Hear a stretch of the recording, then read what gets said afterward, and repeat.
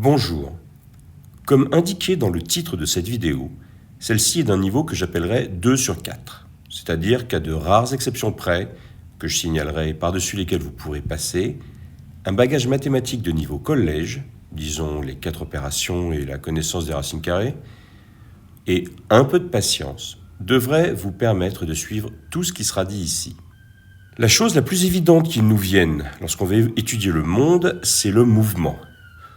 On observe, mieux, on mesure ce dernier à partir de ce qu'on appelle un référentiel.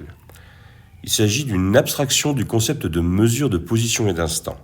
Disons que nous disposons d'idéalisation de règles graduées parfaitement rigides et d'horloges parfaites, ainsi que de tous les moyens d'effectuer des mesures concrètes de position et durée, moyens non détaillés dans leurs principes. Après avoir ouvert la boîte de Pandore que constitue la notion de référentiel, nous allons en grande partie en refermer le couvercle pour l'instant et nous intéresser à une catégorie particulière de ceux-ci, les référentiels d'inertie. En évitant soigneusement pour l'instant d'entrer trop loin dans l'analyse de ce concept, il est un fait d'observation que dans certains référentiels, un corps isolé et au repos demeure dans ce dit état de repos. Oui, ceci est un peu subtil en fait. Mais non, nous n'entrerons pas dans cette analyse, dans cette vidéo en tout cas, ce sera pour plus tard. Ces référentiels particuliers semblent constituer une classe privilégiée pour y effectuer des études physiques, au moins par la simplicité des lois qui laissent présager qu'on peut y établir. Nous allons par conséquent chercher à établir la loi de transformation des coordonnées lors d'un changement de référentiel inertiel. Pour ce faire, nous allons nous baser sur 4 hypothèses ou principes. 1. L'homogénéité du temps. La forme des lois de la physique ne dépend pas du moment où sont effectuées les expériences. Alors attention, il ne s'agit pas ici de l'indépendance explicite d'un système donné par rapport au temps, mais bien de celle des lois physiques. En anticipant un peu sur de futures vidéos, cela n'a aucun rapport avec le théorème de Noether, dont vous avez probablement déjà entendu parler, ni avec la notion d'énergie. Et c'est heureux, car sinon, jamais l'énergie de quoi que ce soit dans l'univers ne pourrait varier. Ce ne serait pas très pratique comme notion. Cette remarque vaut aussi pour les 2 principes suivants. 2. L'homogénéité de l'espace. De la même manière, la forme des lois de la physique sont les mêmes en divers points de l'espace. C'est-à-dire que 2 expérimentateurs distants doivent observer les mêmes résultats, au moins statistiquement, en effectuant les mêmes expériences. 3. L'isotropie de l'espace. La forme des lois physiques ne dépend pas non plus de l'orientation du physicien dans l'espace. Qu'il dispose son appareillage en direction du superamas du Capricorne ou vers celui du sextant est indifférent. 4. Le principe de relativité. Donc, sans entrer pour l'instant trop en profondeur dans la notion, qui se trouve étrangement et intimement mêlée à la discussion sur les référentiels inertiels, sur laquelle nous avons pudiquement jeté un voile temporaire, nous allons nous contenter d'observer que tous les référentiels inertiels semblent se valoir pour faire de la physique. Il n'en existe apparemment aucun qui soit privilégié, ce qu'on pourrait mettre en lien avec l'absence d'observation permettant d'exhiber un état de repos ou de mouvement absolu à l'aide de quelque expérience que ce soit. Vous pouvez voir ça comme une occurrence d'utilisation du rasoir d'Occam si vous le souhaitez. Et éventuellement, j'hésitais à mettre un principe 5, qui est le principe de causalité que nous utiliserons brièvement à un moment, qui est de dire que, grosso modo, les effets ne peuvent pas précéder les causes. On reviendra un petit peu plus tard sur ce sujet. Donc, je rappelle, nous parlons bien ici de la forme des lois. Bien entendu, les prédictions quantitatives pourront dépendre du référentiel de mesure. De manière totalement triviale, on peut par exemple s'attendre à ce que la mesure de la position d'un objet par rapport à un observateur ne soit pas la même pour 2 personnes placées à des endroits différents. Ça, c'est évident. On parle bien des formes. Une autre chose, il peut valoir le coup ici d'insister sur la forme sous laquelle nous avons énoncé le principe de relativité. On pourra appeler ça sa forme restreinte, si vous voulez. Bien que nous n'observions pas de référentiel particulier à l'aide duquel nous pourrions définir un état de repos ou de mouvement absolu, tous les référentiels sont aussi légitimes les uns que les autres pour définir la notion de mouvement, ça c'est une certitude, Mais nous n'avons pas édicté n'a pas édicté n'importe quelle égalité. Nous avons dit que les lois de la physique devaient naître de la même forme que dans une classe donnée de référentiel, ceux d'inertie. La symétrie des lois de la physique dans tous les référentiels n'a rien d'évident a priori. Par exemple, si un objet isolé suit un mouvement de translation rectiligne uniforme dans un référentiel, ce ne sera pas le cas dans un second référentiel accéléré de manière arbitraire par rapport au premier. L'objet pourrait y avoir une trajectoire aussi complexe que voulu, c'est-à-dire qu'il est évident que l'énoncé d'une loi de la physique aussi simple que si rien n'agit sur un mobile, il garde son état de mouvement, ne pourra absolument pas être vrai dans n'importe quel référentiel. Il faut bien garder ça en tête. Si vous croisez par exemple au hasard des énoncés qui peuvent vous sembler étranges et qui mettent en scène, je sais pas, des jumeaux par exemple, ce genre de choses. Ne pas oublier exactement la forme avec précision les hypothèses que nous avons posées. Une analyse fine du concept de référentiel isolé et de force pourra d'ailleurs nous emmener vers un principe de relativité généralisé. Mais ce sera fait dans un second temps et ça devra impérativement s'appuyer sur ce que nous pourrons tirer de sa version restreinte de toute façon. Il est aussi essentiel de bien apprécier le fait que, bien que ces concepts très généraux puissent sembler sortir de la cogitation pure d'un esprit particulièrement puissant, ces principes de base, là qu'on vient de lister, n'existent que comme la synthèse d'enseignements tirés de très nombreuses expériences, existence même de référentiels d'inertie incluses, et ne sauraient exister sans ce questionnement direct du réel. Il suffit de se rappeler à quel point l'équivalence des référentiels en mouvement les uns par rapport aux autres était profondément impensable dans les concepts aristotéliciens qui ont plus ou moins dominé la pensée occidentale du IVe siècle avant notre ère jusqu'au XVIe, au bambou. En bref, l'observation de la nature est l'essence fondamentale de la physique, dont le nom provient d'ailleurs du grec ancien physikos, la nature. Ce n'est pas simplement des hypothèses posées sans référence à rien du tout. Toujours garder ça en mémoire. Alors on notera en passant que d'un point de vue mathématique, les principes que nous exhibons s'appellent les symétries de l'espace et du temps, pris comme une entité globale, et que nous sommes en train de munir, sans le dire, cet ensemble d'une structure de groupe. Mais passons, c'était juste pour information. Donc si on résume très très simplement, passer d'un référentiel R1 à R2 puis de R2 à R3 équivaut à passer de R1 à R3. Si un référentiel R2 ne bouge pas par rapport à un référentiel R1, il lui est équivalent. Si on passe d'un référentiel R1 à un référentiel R2, via ce on a l'habitude d'appeler un boost de vitesse V, c'est-à-dire que R2 va à une vitesse V donnée par rapport à R1, alors le passage de R2 à R1 existe. Et il s'agira d'un boost de vitesse opposé à la première, moins V. La loi recherchée ne dépend ni d'où on se trouve, ni de quand, ni de la direction dans laquelle ça se passe. Exprimées sous cette forme, ces hypothèses de travail paraissent plutôt raisonnables. Considérons donc deux référentiels, R et R', composés de coordonnées x, y, z, t, ou t, x, y, z comme vous voulez, et t', x', y', z', respectivement. Dans R, l'origine O' de R' se déplace en translation rectiligne uniforme à la vitesse v. On prend, pour nous simplifier la vie, les axes parallèles, x et x'. Ça peut être fait sans perte de généralité, ça ne change rien, simplement ce sera beaucoup plus simple pour nous. Alors tout d'abord, on va essayer de se convaincre que la transformation qu'on cherche est linéaire. Intuitivement, il semble difficile d'obtenir dans un repère cartésien des transformations homogènes, indépendantes de l'instant et de la position du référentiel d'inertie, si le lien entre x', t' et puis xt est non linéaire.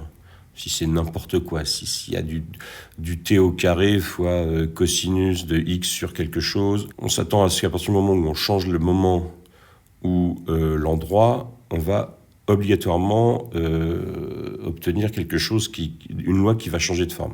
Donc si cette intuition suffit à vous convaincre que la transformation doit être linéaire, c'est parfait. Dans le cas contraire, On va préciser ça à l'aide d'un outil légèrement au-dessus du niveau annoncé pour la vidéo. Si vous ne comprenez pas tout à fait ce très court passage, ne vous inquiétez pas, cela n'aura aucune incidence sur votre compréhension de la suite. Donc, soit t' de x, t, et puis disons un paramètre lambda, et puis x' de la même manière, qui soit une fonction, c'est les fonctions qu'on cherche. Donc les nouvelles coordonnées en fonction des anciennes, avec un paramètre lambda qui nous permet de caractériser le référentiel, R' par rapport à R. Physiquement, on s'attend à ce que le choix le plus naturel pour lambda, ce soit la vitesse de translation uniforme de R' mesurée dans R, qui est l'unique grandeur physique caractérisant le changement de référentiel. Mais bon, passons, on verra ça plus tard. La loi transformant les intervalles infinitésimaux dx, dt dx en dt' et dx' est, par définition, dx' égale d rond x' sur d rond x dx plus d rond x' sur d rond t dt. Et de la même manière, dt', c'est la dérivée de t' par rapport à x fois dx, plus la dérivée de t' par rapport à t fois dt. Donc, dx', c'est un coefficient que j'ai indicé par lambda, j'ai appelé c. Par exemple, je l'ai appelé le coefficient de devant dx, je l'ai appelé x', et le coefficient devant dt, je l'ai appelé x', et pareil de l'autre côté. Or, ce qu'on sait, c'est que cette loi ne doit pas, d'après l'hypothèse d'homogénéité de l'espace et du temps, dépendre de l'emplacement x ni du moment t, mais seulement des intervalles eux-mêmes, c'est-à-dire de dx et de dt. Donc les c lambda, ils ne peuvent être que des constantes, il n'y a pas d'autre choix. Donc la loi de transformation est linéaire. Ces constantes ne dépendent que du changement de repère considéré, c'est-à-dire de lambda et de lambda seul. La forme générale de notre transformation est donc x' égale un coefficient fois x plus un coefficient fois t, et t' égale un coefficient fois x plus un coefficient fois t. Coefficient qui ne peut dépendre que du paramètre qui caractérise le changement de référentiel. Considérons l'origine O' du référentiel R'. Par définition, à tout instant t, x' de O' égale 0. Et par définition de la vitesse v, x' de O' égale vt. Par conséquent, on peut mettre ça directement dans la forme générale de notre équation, et qu'est-ce qu'on observe ? Que moins cx't sur cx'x égale v. On peut donc bien utiliser v comme paramètre lambda pour caractériser le changement de référentiel. On peut réécrire par conséquent la transformation sans perte de généralité et en essayant de l'arranger d'une manière qui nous plaise d'un point de vue symétrie, mais sans perdre aucune de généralité, comme suit. X' égale gamma, une fonction de la vitesse, fois x moins vt, et puis t', c'est une autre fonction, alpha, toujours de la vitesse, fois t moins bêta, une fonction de la vitesse, x. J'ai choisi là bien simplement des fonctions et une forme pour mon goût personnel, mais c'est parfaitement général. Étudions la symétrie par échange de référentiels. En passant du référentiel R à R' par une transformation, que je peux appeler t, et qui dépend que de la vitesse v, puis de R' à R, par une transformation t de moins v, on doit revenir aux coordonnées initiales, ce qui paraît relativement évident. Alors pour ceux qui aiment les écritures un peu mathématiques, on pourrait dire que t de v rond t de moins v, c'est l'identité. Mais enfin, on s'est compris, quoi. Si vous allez dans un référentiel qui va à une vitesse v par rapport à vous, puis vous repartez à la vitesse dans l'autre sens, vous êtes revenu là où vous en étiez au départ. Ça va mieux de pouvoir s'écrire ainsi. Donc là, ce que je vais faire, c'est que je vais pas trimballer des V tout le temps. Pour le changement de R à R', donc avec un changement, donc pour tout ce qui est une transformation relative à V, je vais mettre un plus. Et pour tout ce qui est relatif à moins V, donc de R' à R, je vais mettre un moins en indice, c'est tout. Donc ça s'écrit donc comme ça. X' égale gamma plus x moins vt, et t' égale alpha plus t moins bêta plus x. J'essaie de bien mettre les plus le plus bas possible en indice pour que ça ne soit pas confondu avec une opération. De la même manière, dans l'autre sens, en allant de R' à R, on écrit x égale gamma moins x' plus vt', parce que le v devient moins v, donc le moins v devient plus v si vous préférez, et t égale alpha moins t' moins bêta moins x. Maintenant, si on combine les deux, et qu'on écrit par exemple dans la première expression la valeur de x et de t issue de la deuxième expression, on obtient la composition suivante, qui s'arrange en développant un peu et en regroupant tout le monde de la manière suivante. Donc là, évidemment, on veut x' égale x' et t' égale t'. On cherche à rétablir l'entité. C'est-à-dire que cette première entité-là, devant le x', il faut que ça fasse 1. Celle-ci, elle doit s'annuler. Et de la même manière, de l'autre côté, ça, t', ça doit faire t'. Rien après t' égale toujours t'. On obtient donc les conditions suivantes. Déjà, premier ensemble de conditions sur nos transformations générales. Pour tout v, je l'écris comme ça, pour n'importe quelle vitesse, peu importe la notation. Notre coefficient alpha, c'est le coefficient gamma, c'est le même. Seconde chose, on voit que bêta plus, c'est l'opposé de bêta moins. On va appeler donc bêta plus bêta, et puis quand ce sera bêta moins, on mettra moins bêta simplement. Bêta, c'est une fonction impaire. Et troisième chose, on tombe sur l'égalité suivante très intéressante. Gamma plus gamma moins fois 1 moins v bêta égale 1. Ça, c'est ce qu'on obtient donc en utilisant la symétrie par échange de référentiels. Maintenant, on va s'intéresser à une autre chose, la composition de deux changements de référentiel. Donc cette fois-ci, on va étudier le passage d'un référentiel R0 à R1, puis d'un référentiel R1 à un référentiel R2. Et on va regarder ce qu'on peut en déduire sur le passage direct de R0 à R2. Donc cette fois-ci, je vais indicer tout ce qui a trait au passage de R0 à R1 par 0,1, au passage de R1 à R2 par 1,2, et puis au passage de R0 à R2 par 0,2. Donc on va réécrire de nouveau notre forme générale en utilisant donc notre forme générale qu'on avait ici, en utilisant quand même ce qu'on vient d'apprendre par là. Allons-y.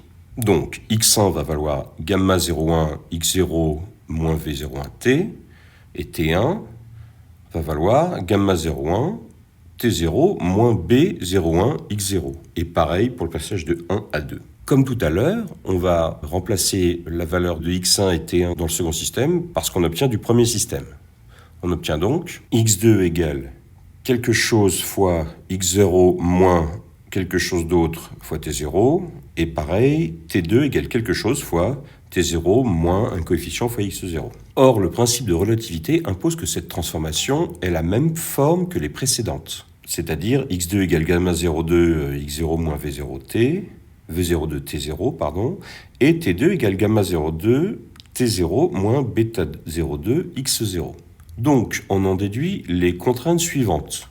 Une expression du gamma 0,2 en fonction de gamma 0,1 et gamma 1,2, qui fait intervenir une symétrie entre bêta 0,1, V1,2 d'un côté, V0,1, bêta 1,2 de l'autre. On a V0,2 en fonction de V0,1 et de V1,2, ce qui va être très intéressant dans encore une petite ligne. Et la même chose pour bêta 0,2. De la première équation de ce système-là, de la première, on en tire que pour tout V01 et V12, quel qu'il soit, bêta 01 sur bêta 02, ce rapport, c'est le même que le rapport entre V01 et V02. Donc pour n'importe lequel, ils peuvent être parfaitement quelconques. Donc il y a une seule et unique manière de réaliser ça, c'est que bêta soit simplement proportionnel à V, à la vitesse.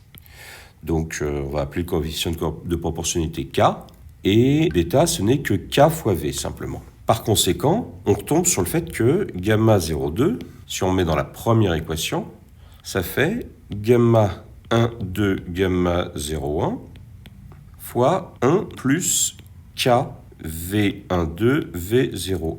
Et si on met ça dans notre seconde égalité, celle-ci, on va tomber sur quelque chose de très très très intéressant, qui est que V02, donc la vitesse du second référentiel mesurée dans du troisième mesuré dans le premier, ou du 2 mesuré dans le 0, on va dire, c'est la somme des vitesses, c'est-à-dire que je rappelle que le deuxième va à une certaine vitesse par rapport au premier, qui va à une certaine vitesse par rapport au 0.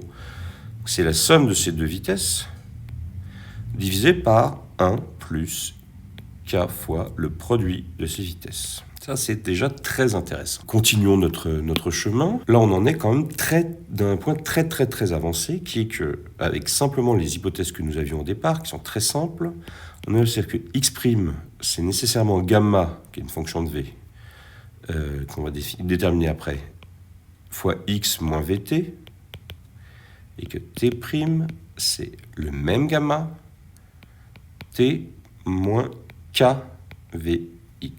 Et donc, c'est le moment où on replace ce qu'on vient d'apprendre dans la troisième égalité, celle-ci, pour que, sous vos yeux ébahis, on en arrive à apprendre beaucoup de choses sur gamma, c'est-à-dire qu'on sait que gamma v fois gamma de moins v, ça va être 1 sur 1 moins kv2. On sent qu'on y est presque. Il nous reste une chose à faire, ça va être de voir ce qui se passe sous une symétrie par réflexion spatiale. Donc, on va considérer à présent l'effet sur notre loi de changement de référentiel d'une symétrie par rapport au plan YZ. C'est-à-dire qu'on va avoir un référentiel et d'un coup, on va considérer le même, mais retourné comme ça. X', Y' égale Y, Z' égale Z. Et on va essayer de comprendre, et puis T égale T'. On ne change rien d'autre que retourner l'axe. On place, si vous voulez, c'est équivalent à placer un miroir là où je assure. Bon. Si vous voulez, c'est très simple, on va l'écrire quand même. Donc ça revient à remplacer x par moins x. T, on va le garder comme t. La vitesse, qui est simplement la dérivée de x par rapport au temps, devient la dérivée de moins x par rapport au temps, c'est-à-dire ça va être moins v, quoi. Rien de très surprenant là-dedans. Et donc, on était parti de t' qui vaut gamma v, t moins kvx, ce qu'on avait ici. Et on voit que ça vaut aussi gamma de moins v, t moins kvx, parce qu'ici, on a un v qui s'est transformé en moins v, et ici, un x qui s'est transformé en moins x. Donc, les deux se sont compensés. Et ça, c'est pour tout v. Quelle que soit la vitesse qu'on considère, on a toujours ça. Donc là, il n'y a qu'un seul moyen de voir ça. C'est si gamma de v égale gamma de moins v, c'est-à-dire c'est une fonction paire. Donc, on peut finir en remettant ça ici, et on a quand même, on est en train de sortir la dernière inconnue de notre transformation, qui dit que gamma de v, c'est 1 sur racine, du coup, parce que c'est un gamma au carré, donc 1 moins racine de 1 moins kv2. Voilà, c'est la relation recherchée. Mais attention, c'est quand même... Je ne sais pas si vous en êtes rendu compte, mais c'est incroyable ce qui vient de se passer là, avec des hypothèses très générales, celles qui ont été énoncées en début de vidéo, l'homogénéité du temps, l'homogénéité de l'espace, l'isotropie de l'espace et le principe de relativité. À partir de ces simples hypothèses très générales et dictées sur les référentiels d'inertie, on est arrivé au fait que le changement de repère d'un référentiel d'inertie à un autre doit obligatoirement s'écrire de la manière suivante. X' égale 1 sur racine de 1 moins kv2, x moins vt, et T' égale 1 sur racine de 1 moins kv2, t moins kvx, où k est une constante. C'est incroyable là, ce qu'on a sorti avec simplement ces hypothèses. C'est quelque chose de très fort. Alors, quelques discussions sur tout ça. En premier, le calcul précédent n'a fait aucune hypothèse sur une quelconque classe de phénomènes particuliers qui serait observée depuis nos référentiels. En particulier, aucun phénomène lié à l'électromagnétisme ou, ce qui est la même chose d'ailleurs, à la lumière n'a été invoqué. On n'a pas parlé de lumière, c'est-à-dire que notre raisonnement est général. Parce que si on parle de lumière, on pourrait toujours se demander ce qui se passerait avec des systèmes qui ne font pas intervenir la lumière. Est-ce que nos transformations seraient toujours justes? Pour quelle raison? On n'a pas du tout invoqué quoi que ce soit lié à un phénomène spécifique, vraiment uniquement les symétries de l'espace-temps. Donc on a fait naturellement émerger l'existence d'une constante qu'on a appelée K, qui a les dimensions de l'inverse du carré d'une vitesse. K, c'est proportionnel à, j'utilise ce signe-là pour dire proportionnel à, au carré d'une vitesse. Je vais mettre la vitesse, je vais l'appeler C comme la célérité, c'est pareil. Et c'est a priori la vitesse de personne, c'est une constante qui façonne la dépendance des coordonnées spatiales et temporelles en fonction de la vitesse d'un référentiel par rapport à un autre. Donc il s'agit profondément d'une constante de structure de l'espace-temps. Alors sa valeur, A priori, elle peut rentrer dans 3 catégories. Donc, première possibilité, K est négatif. Cette possibilité, elle pose des problèmes. Donc, si on considère par exemple la loi d'addition des vitesses qu'on a trouvée ici, là. Si on a un K ici qui est négatif, le résultat de la composition de 2 vitesses est toujours plus grand que la somme des 2 vitesses composées, et ce de manière non bornée. D'accord ? Donc pour une vitesse donnée, par exemple entre 0 et puis la vitesse C là, qu'on vient de définir par rapport à K, on peut toujours trouver une vitesse suffisamment proche de C, telle que la composition de 2 vitesses atteigne une valeur fixée à l'avance. Donc c'est non bordé. Par exemple, la composition de 2 vitesses valant 99% de C atteint quasiment 100 fois C. Bon, très bien, donc il n'y a pas de vitesse limite. En particulier, les vitesses peuvent prendre toutes les deux la valeur C, du coup, puisqu'il n'y a pas de limite. Ou l'une peut prendre C sur 2 et l'autre 2C. En tout cas, bref, le produit des deux peut très bien faire C au carré. Alors, quand le produit des deux fait C au carré, de fait, ici, on va se retrouver à diviser par 0. Et donc, on a une vitesse infinie, qui n'est pas ce qu'on a de plus sympa. Puis, ça peut être encore pire que ça. C'est-à-dire que si on prend 2 vitesses dont le produit dépasse C au carré, je sais rien, moi, 2C et 2C, par exemple, leur composition donne cette fois-ci une vitesse négative. C'est-à-dire que vous allez regarder un objet qui va vers l'avant par rapport à vous. Vous êtes là, vous avez un objet qui va vers l'avant par rapport à vous. Vous avez un autre objet qui va vers l'avant par rapport au premier, par rapport à celui-là. Celui-là va vers l'avant par rapport à vous. Et bien vous voyez celui-là aller vers l'arrière. C'est ça la composition de vitesse négative. On est d'accord, hein, ça se voit ici. Ici, ce terme-là, il va s'annuler puis devenir négatif au fur et à mesure que ça va croître de manière non bordée et que K est négatif. Donc, c'est encore plus problématique. En fait, une manière de voir ça, c'est de revenir sur la manière dont s'écrit le système. On va revenir sur la seconde équation, là, ici. Et, alors, là encore, sautez les 30 secondes d'explication si elle ne vous parle pas.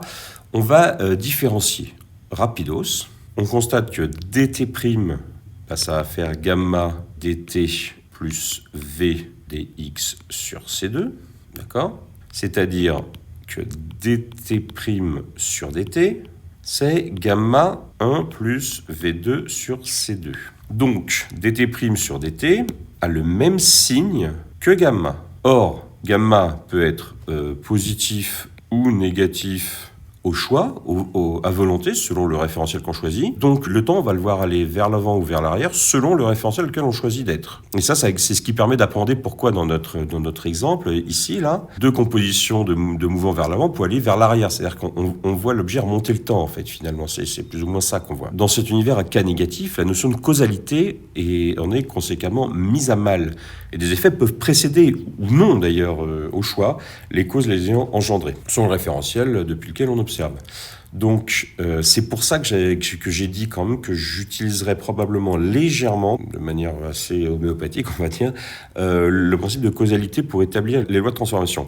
C'est-à-dire qu'on n'en a pas besoin pour établir les lois de transformation par elles-mêmes, celles-ci, mais pour la discussion sur la valeur du K qui apparaît, elle devient nécessaire. Seconde possibilité, K est nul. Dans ce cas-là, les équations prennent ce qu'on appelle la forme, une forme qu'on appellerait dégénérée, disons, qui serait simplement x' égale x moins vt, et puis t' égale t. Alors, là, il n'y a aucune incohérence logique. Néanmoins, on peut observer que cette possibilité est plus singulière, en fait, qu'il n'y paraît au premier abord, parce que ça a l'air très sympathique comme ça a l'air plus facile, même. Mais c'est pas si évident. D'abord, déjà, une valeur parfaitement nulle, pour toutes les valeurs accessibles pour K, quelque part, si on imagine n'importe quel univers, c'est très improbable.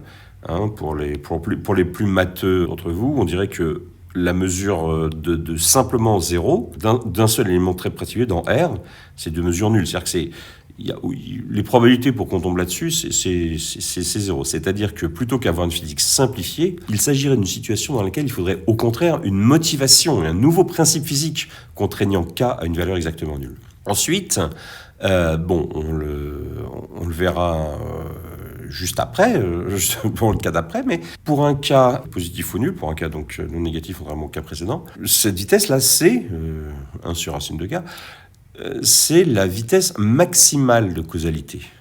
C'est-à-dire que c'est la vitesse à laquelle une cause peut se propager afin d'entraîner une conséquence. Bref, c'est la vitesse maximale que pourra avoir un point matériel. Elle sera insurpassable. Donc, dans un univers infini, mettons, ça signifierait que pour calculer l'évolution, estimer l'évolution de n'importe quel point matériel, il faudrait intégrer jusqu'à une distance infinie des effets, aussi petits soient-ils, mais sans jamais s'arrêter, causés par un autre point de l'univers. Ça, c'est pas forcément confortable, ça peut être problématique. Voilà, donc il n'y a pas de problème logique avec k égale 0, mais c'est improbable, et puis finalement, c'est pas si confortable que ça, de se dire que tout peut avoir une cause jusqu'à l'infini, une cause immédiate. C'est pas si facile que ça. Bref, avançons. Le cas général, c'est donc le cas positif. Donc c'est le seul qui nous reste vraiment par nos considérations physiques. Donc je rappelle qu'on pose k égale 1 sur C2, C étant une célérité, c'est une vitesse. Et là, encore une fois, la même loi de composition des vitesses va nous montrer ce coup-ci que la composition de deux vitesses inférieures à C donne toujours un résultat qui est lui-même inférieur à C. Donc, ça, c'est notre solution viable, admettant éventuellement un cas dégénéré k égale 0 qui est extrêmement improbable.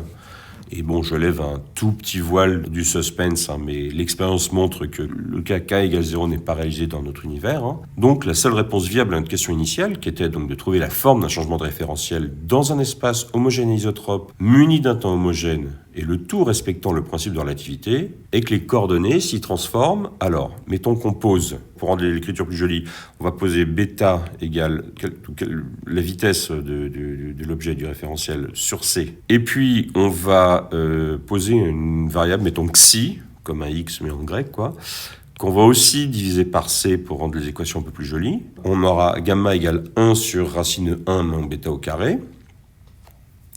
Et nos coordonnées vont se transformer comme xi' égale gamma xi moins bêta t et t' égale gamma t moins bêta xi.